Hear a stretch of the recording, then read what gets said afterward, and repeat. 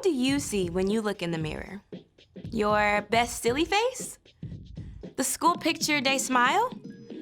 That look you get when mom tells you to get out of bed for school? Whatever you may see in the mirror, something amazing is true. You are a mirror. God made you in His very own image to reflect who He is to the world around you. That's right. When people look at you, they can see a little piece of what God is like. Not the way your mouth is shaped or the color of your eyes, but when you choose to encourage someone, hey, great job today. Others can see God's kindness. When you paint a picture, they catch a glimpse of the God who imagined the whole world.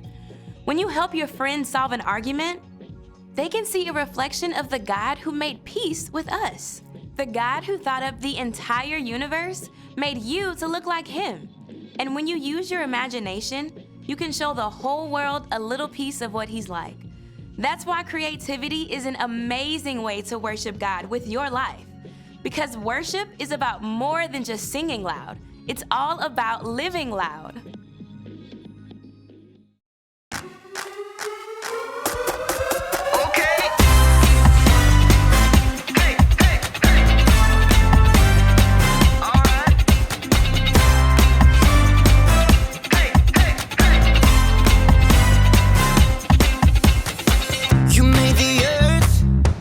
Spinning. You made the ocean and everything in it, and you made the sky so blue, and you made every other color too. You made the sun, you keep it shining. You put the moon up in the midnight sky, and everything around me created by you only. I just wanna thank you, 'cause everything you made is so beautiful. Every single star and every beat of my heart, and it's beautiful. You made my feet, you made my hands, you made me sing and you make me dance, 'cause your love is all around me, and your love is so astounding. I just wanna thank you, 'cause everything you made is so beautiful. Every single star and every beat of my heart, and it's beautiful. Here we go, break it down now. Everything you created with your imagination is wonderful and good, wonderful and good. You're my inspiration beyond all explanation. You're wonderful and good, you're wonderful and good. Everything you created with your imagination is wonderful and good, wonderful and good. You're my inspiration beyond all explanation. You're wonderful and good, you're wonderful and good. I just wanna thank you, 'cause everything you made is so beautiful. Every single star and every beat of my heart, and it's beautiful. I just wanna thank you, 'cause everything you made is so beautiful. Every single star and every beat of my heart, and it's beautiful.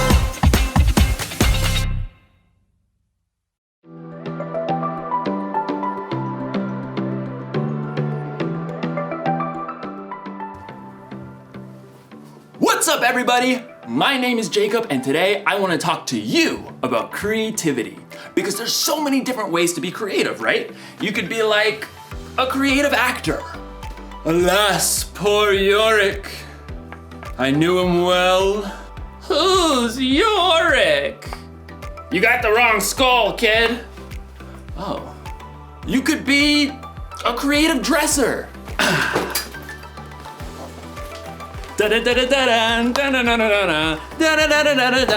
Hey! You could be like a creative, I don't know, scientist? But most of the time when you hear the word creativity, you think of something like this. A work of art. Or maybe you think of something like this. Wonder what's got him so anxious. Oh! Oh! Ugh, ewy. In today's story, you're going to hear about the very best creation of all time. Actually, it's the very first creation of all time. It's where creativity was born. And cockroaches. No, it's good. It's indescribable. See you in a few. The Bible. It's 66 books of history, stories, letters, and poetry that fit together to form God's one big story. The epic adventure of how He created us and loves us so much that He made a way to rescue us.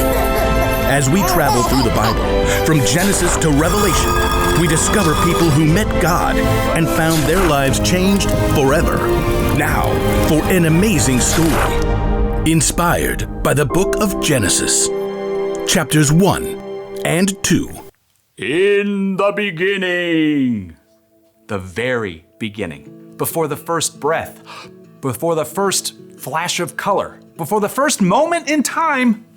There was nothing. Nothing. Nothing except God. But when God saw nothing, He saw a blank canvas. He saw the perfect backdrop for a work of art beyond imagination. So, God created. From absolutely nothing, He brought forth the heavens and the earth. But there was no shape or form. God's Spirit hovered over the dark emptiness.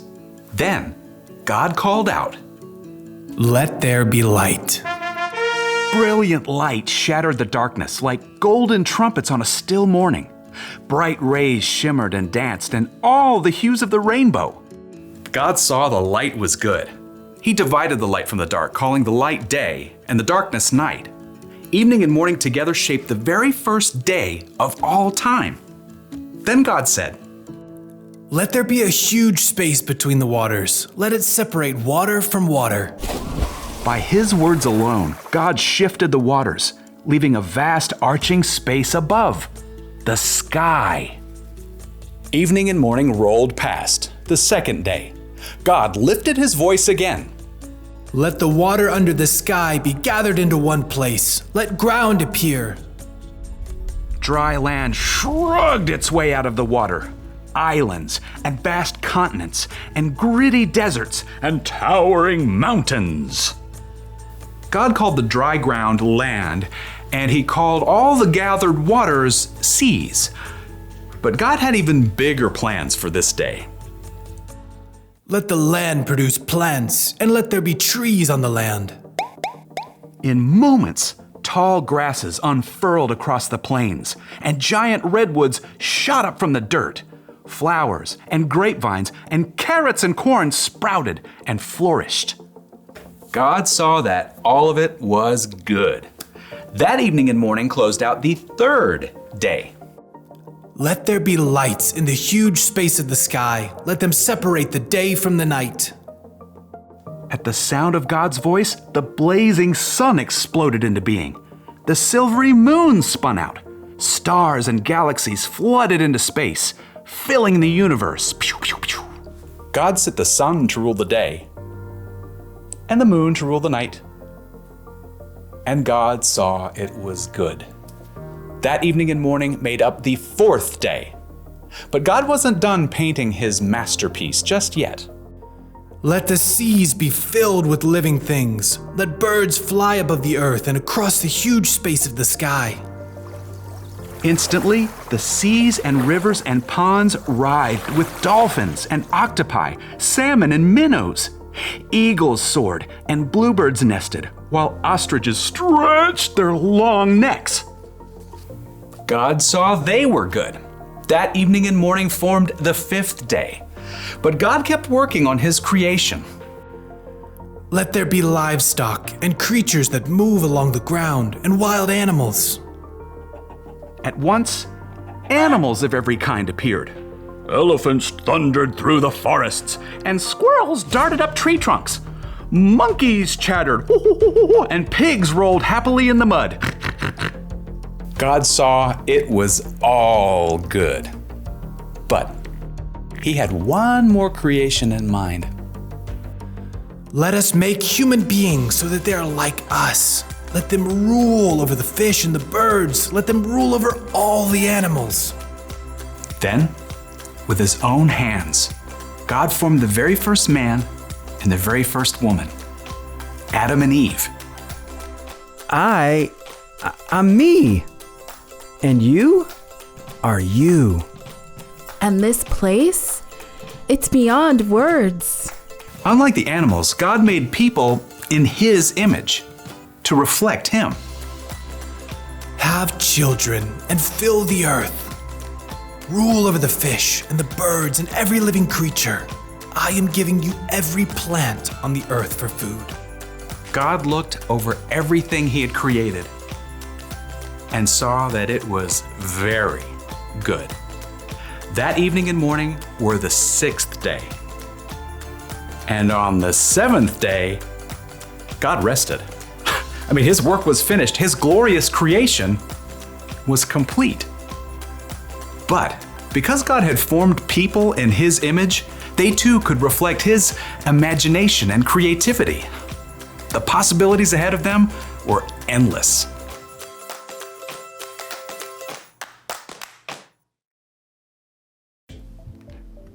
Okay, I just thought of another way to describe creativity. Creativity is imagining what you could do because you were made in God's image. I mean, God created everything, right? He made the stars and the planets and the mountains and the oceans. He made dogs and cats and elephants and ostriches. But when he made us, it got personal. God made us so that we think and feel and act a tiny bit like him. We are made in his image. So check it. Imagine looking at yourself in a mirror. That's what God is like. And no, I'm not saying that he has the same hairstyle or eye color, but look a little bit closer. There's imagination behind your eyes. You have a smile that could encourage someone when they're feeling down. And your hands that could help someone lift a heavy load. Ugh. All right. There's no limit to what God can do through you. That's because there's no limit to God's creativity. That's the one thing to remember today. There's no limit to God's creativity. Seriously, take a look this week at the things God has made and let it blow your mind. Look at the stars in the sky and think about how it could take literally millions of years just to visit one up close. Listen to the sounds outside your window at night and let yourself wonder, how do crickets make that noise anyway? And then look really close in the mirror and see how unique you are. See the color and feel the texture of your skin. Look deep in the reflection of your eyes to see a God that made you and loves you more than you could even imagine. That should give us all a lot to think about.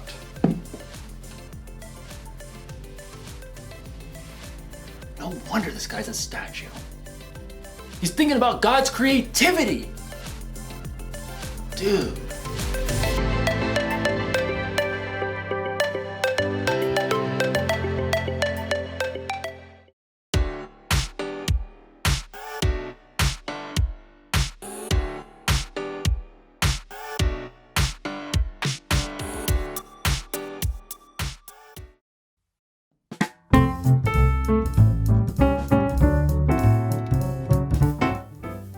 Hello, I'm John, and welcome back to The Joy of Sculpting, where we take beautiful things and make even more beautiful things out of them.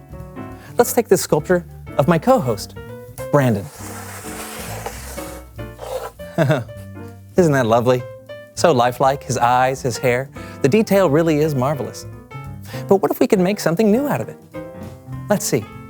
Let's take a little bit of Brandon's hair off, like this. And we can just put that there. Oh, that's nice. Kind of squishy. And what do we have here? Oh, look. It's Brandon's little brain. Little brain. we'll put that right here, very carefully. And what if his ears can go here? There you go. Now let's take Brandon's happy eyes, and we can put those eyes, put them right here. Look at those wonderful eyes. Looking right back at you. What have these eyes seen? I don't know. Just put those right there. Now, what can we make with what's left? I think I have an idea. What if we make an edge right there? Yeah, and an edge right here. Well, that's nice. How about here? Oh, that's nice. Or how about here? Hey, I'm starting to see something. Here we go. Let's just use the board for extra pressure. Isn't that beautiful? It's a brick. You could build a big, beautiful house out of this brick. That's how strong it is. Hey, John, have you seen my self-sculpture? I've been looking for it. How nice.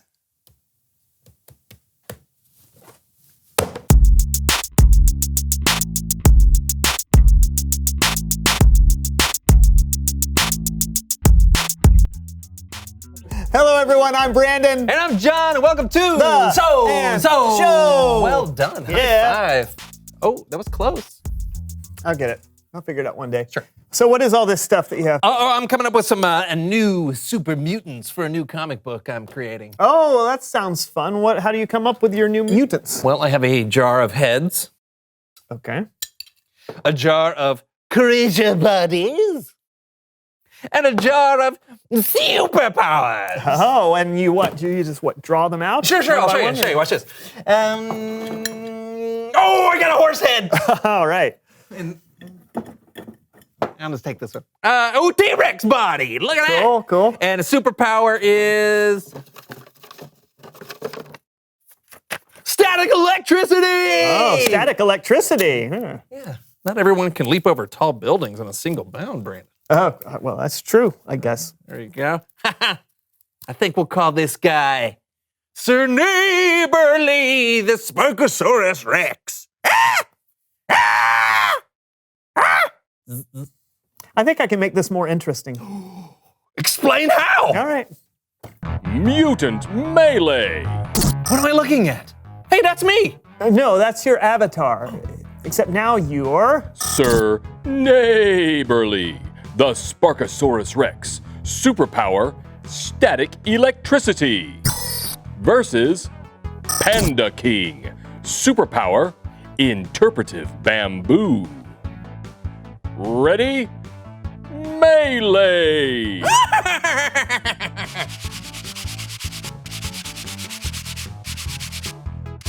It's working!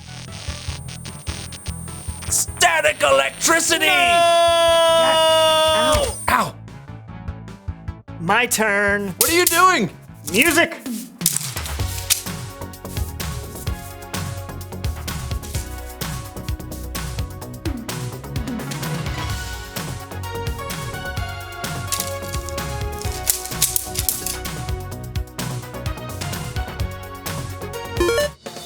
Winner!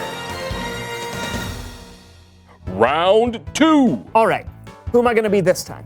How about... Captain Fish Breath. Superpower, Fish Breath.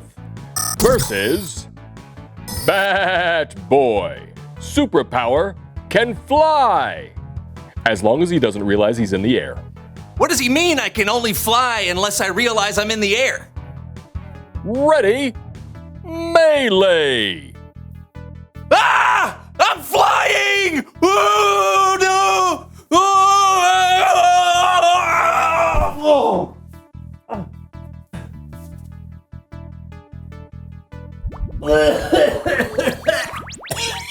Ow! This is a video game! I shouldn't be able to smell it! Oh, that's terrible. winner!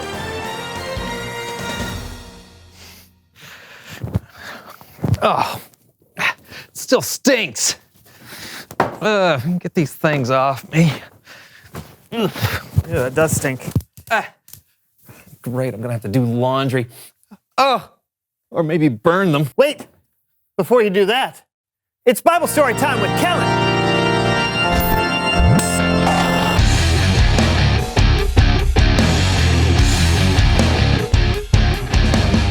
Hey, everybody.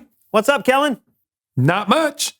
Say, what do you got there? Laundry from our game of Mutant Melee. Cool. Do you mind if I use it for the story? Oh, sure thing. Thanks. Our story starts with the very first verse of the very first chapter of the very first book of the Bible, Genesis chapter 1, verse 1. In the beginning, God created the heavens and the earth. The earth didn't have any shape. There was darkness over the surface of the waves. The Spirit of God was hovering over the waters. God said, "Let there be light," and there was light. God saw that the light was good. He separated the light from the darkness and called the light day and the darkness night. How's that for a beginning? And that was just day one. On the second day, God made the sky. God said, "Let there be a huge space between the waters." And that's exactly what happened. And God called the huge space sky. That was day two. But it was the next day when God's creativity really took root. God said, "Let the water under the sky be gathered into one place. Let the dry ground appear." God called the dry ground land. Then God said, "Let the land produce plants," and trees and plants and flowers sprung out of the ground. And God saw that it was good. That closes the book on day 3, but God wasn't finished. He had a whole sky to fill. God said, "Let there be lights in the huge space of the sky." And so the stars were created. And then God made the moon to rule over the night. He made the sun to rule over the day. And God saw that it was good. Day 4, boom, sun, moon, and stars. Without them, we wouldn't know what time of day it was. Think about that. Okay, stop thinking. Things are about to get wild. God said, "Let the seas be filled with living things." So God created every kind of living thing that fills the oceans. And God said, "Let birds fly above the earth across the huge space of the sky." And then God created every kind of bird that flies. And God saw that it was good. That was the 5th day. But it was the 6th day when God made his masterpiece. And I'm not talking about the platypus. God said, "Let the land produce every kind of animal: cows, horses, chickens, bugs, snakes, mice, rhinoceroses, orangutans, platypi," and it was all good. And then God said, wait for it, "Let us make human beings." Watch out, world. Here we come. So God created human beings in his own likeness. He created them as male and female. And God told them to take care of the earth and all that was in it. This was day 6. On the 7th day, God rested from all his work. But before he did that, he took a good look at everything he had created, and he saw that it was very good. The end. That was incredible. It really is incredible when you think about all the things God created. I mean, whether it's a huge planet in space or a tiny little eyelash. Like, oh, Ow. Make a wish. No, you are so weird. What? Get that away from me. Yeah, there's really no limit to God's creativity. You can find it anywhere. I found it sitting right next to me. Aww. Thanks for the story, Kellen. You got it. See you guys next time. Later. See ya. What a great story. Yeah, I loved how my gym shorts turned into an orangutan. Yeah. Yeah, that's what I took from the story too. Yeah. Reveal the question. Awesome. Where do you see God's creativity? Yeah, do you see it in a stream flowing through the woods? Or in a star that's over 100 miles away? Yeah, except stars are like millions of miles away, John. So, over 100, right? Right. Talk about it with each other. Where do you see God's creativity? And we will see you next time on The So-and-so Show. It's right there. You can read it. It's in gold.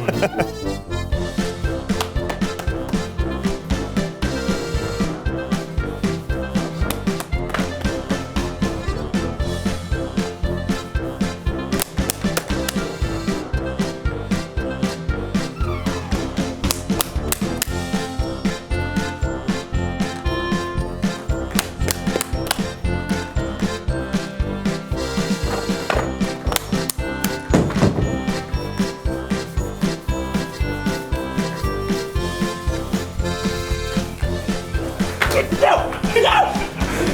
My square!